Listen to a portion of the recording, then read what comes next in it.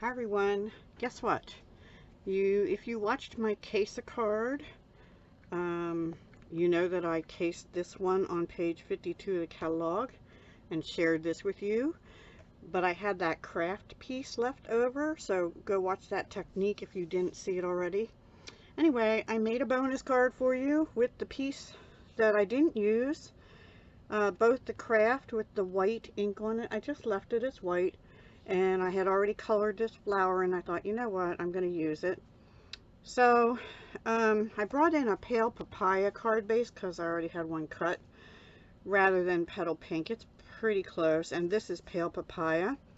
And I brought in the cherry cobbler that I used here and stamped the thank you just like I had done here. We're using again the Fond of Autumn bundle, page 52 of the July to December mini catalog.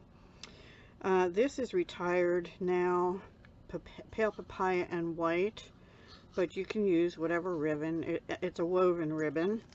And I also am bringing in the Holiday Rhinestone Basic Jewels, which just retired, but in the cherry cobbler. I actually have a whole extra pack, which I'm glad of because I really like them.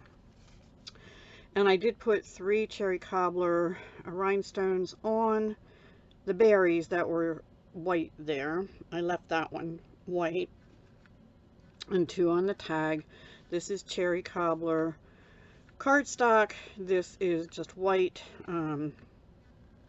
basic white, and I did use again the rectangular postage stamp, which is current in the annual catalog. So this is the craft 6x6 paper cut to 4 by 5 1/4, and then on the inside I just stamped that. How did I get that on there? Anyway, always something.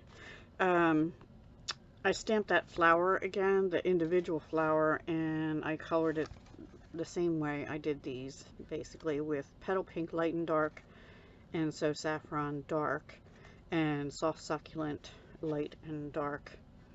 And that's it on a piece of 4 by 5 1/4 basic white cardstock. So that is my bonus card for the Case-a-Card that I made from the piece that I had used this as a stencil and dabbed it with the white ink. And I thought maybe it doesn't show up that nice, but I think it's okay. What do you think?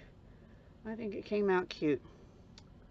So yeah, 2 cards from that technique. The one on the top layer used as a stencil, and the one underneath where I dabbed through the stencil and got that design on the front.